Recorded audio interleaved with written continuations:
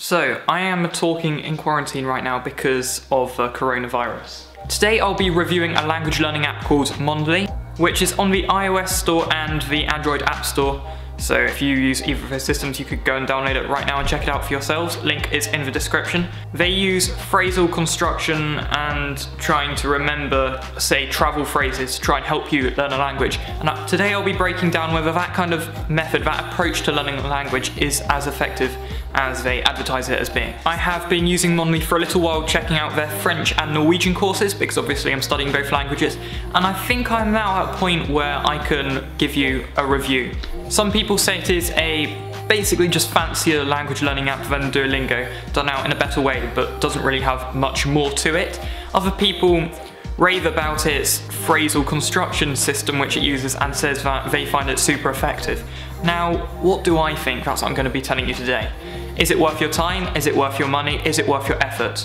Let's load up Mondly and I'll show you exactly what you're faced with when you first get into the app, and we'll work from there. Mondly languages, here we go. This is the home screen which you'll face when coming onto the app. As you can see here, I've currently got my Norwegian course open, which I haven't done loads of. I've done a lot more of the French course. If you tap your profile icon up here, you've got profile settings, etc., and choose the language which you want to work through. I've done a lot more French than Norwegian. You've got learning reminders, sound effects, autoplay voice, auto continue as well. And if you go into your profile, as well as a leaderboard down here, which I actually think is quite cool because it gives you more motivation to work through the courses if you're competing up against other people to gain points, etc. So that's definitely one positive. You've got different set of lessons down here, including the daily lessons. It gives you a lesson every day for free, even if you don't have premium version, which you can work through. It's quite short, but at least you have something to do. And for people who do have premium, you can go back through all the daily lessons ever. As you can see, there's like over 2,000 now, as well as working through all the different subject bits. As I've just said, the course is divided into lots of different subjects. You can scroll along here like grammar, airport, hotel reservation, city tour, etc. And that includes different sentences which you may need in those situations, and obviously subject-specific vocab. So let's talk about a few of the pros to getting Mondly. First of all, they have a wide variety of languages, with over 33 different languages offered. They have, obviously, Norwegian isn't such a widely spoken language, Persian, different Afrikaans, different languages like that which aren't so widely spoken, and then obviously French, Spanish, the more mainstream kind of languages which everybody learns. Another positive is that despite having a wide variety of languages, each language has a similar amount of content, so you're not going to load up a lesser spoken language course and find out there's not much content there. It's always going to be pretty consistent throughout the app how much content they have for each language, which is cool because other apps don't have so much for lesser spoken languages. So that's one reason why you might want to get Mondly if you're trying to learn a lesser spoken language like me with Norwegian. Then Mondly will have a lot more stuff in their course for that language than other apps may do. It's geared towards beginners, travellers and gamers, so if you're just getting into language learning, this might be an app which you want to go for, simply for the fact that you don't really know what you're doing, and this will get you up and running with the language without too much effort being put in on your side, as it is quite fun, easy to use, and it feels like you're playing a video game but learning something at the same time, which gives you that extra bit of motivation when learning a language. It also has pictures, which is good because it helps you to visualize everything, as well as a VR system where you learn the vocab, etc. through virtual reality. This is cool because I haven't seen so many other language learning apps do this kind of thing. However, I just don't find it as effective as it possibly could be. It's quite time consuming for the amount of vocab you get out of it, and it's probably not something which I'm going to be using loads. It's a cool addition, but it's just not living up to the hype. Mondly also tracks your statistics, which is great because you can see the exact amount, well, not exact amount of words because you obviously won't remember some, but an estimation of how many words you know, how long you've spent using the app, and how many different phrases you know.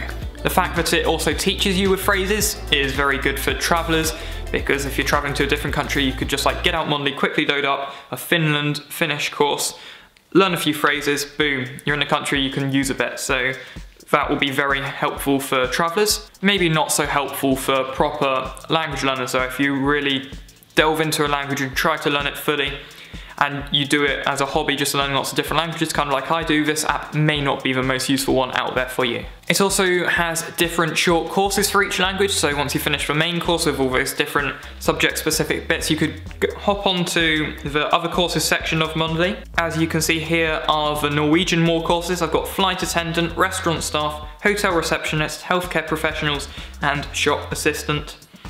As well as also having a review feature here, so you can review a few phrases which you've learnt in the past and a couple of words, so I'm guessing these are all about days of the week and stuff like that, dates, whatever. Because I've already learnt that, I can go back and review it, meaning I won't forget it. Helps things to stay in your long-term memory. Also, when you see a word, for example a verb, and you tap on it, it shows the English translation, despite not showing it originally, but what it also shows is verb conjugations or different related words, etc., which is really helpful for if you're just getting into a language, you don't really know how to conjugate verbs, and you see a verb and it's like in a tense you don't know, you're just like, wait, what's that? You tap it and you can see all the different conjugations for that verb, which is really useful. They also have an app called Mondly Kids, which is obviously geared towards children. I think that's kind of cool because as well as having the original Mondly app, it also has something for people of a different age range in their kind of learning style, obviously more playful, etc., colourful than it would be for adults. I've let my little sister use this a few times and she seems to like it, so I guess that's good.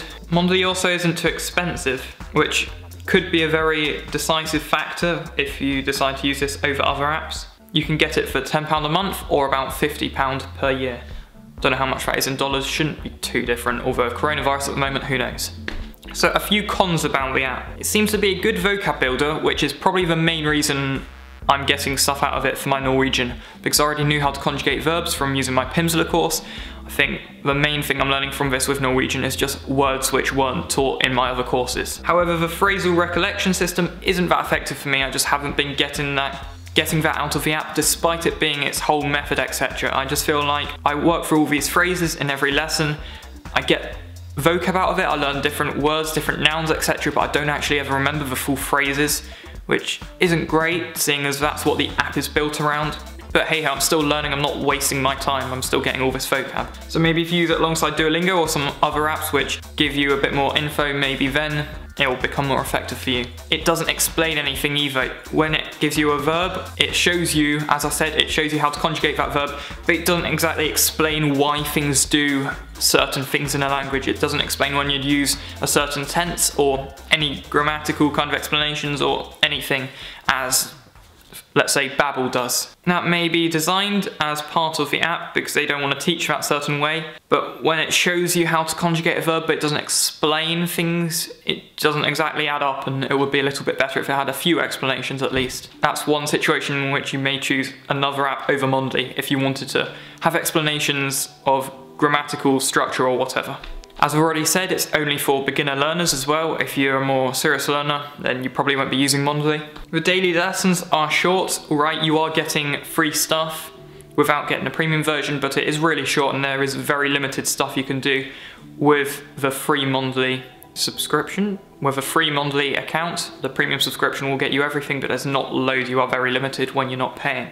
Also, I feel like, what is the advantage over paying for Mondly when you can get most of what's offered on Mondly on other apps for free? For example, Duolingo, as I've said, people say it's a fancier version of Duolingo.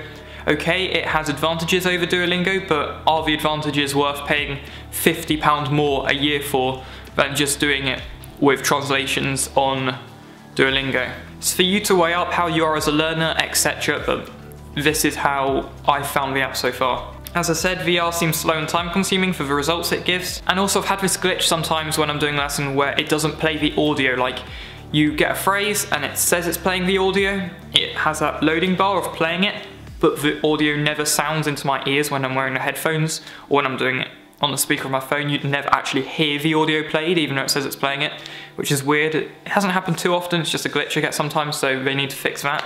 And last of all, Mondly can get a bit repetitive. As you've seen, they have all those different subjects, but all the lessons are structured the same, so if you're doing over 2,000 lessons, that's obviously going to get very repetitive as you go along. And I think that rounds it up for this video. In total, I'd give Mondly 3.5 stars out of 5. It's good, it has a good idea behind it, but I just don't think it can be higher than a 4-star when it's just not very, very effective, if you know what I mean, as a language learning app. If you have enjoyed this video and you have found it useful, remember to give it a like, because obviously I've put a lot of effort into this. Subscribe if you are new, turn on notifications if you haven't already, the bell next to the subscribe button, and I'll see you in the next one. Hasta luego. Me dice que lo quiere tocar, sé que tú te quieres tocar.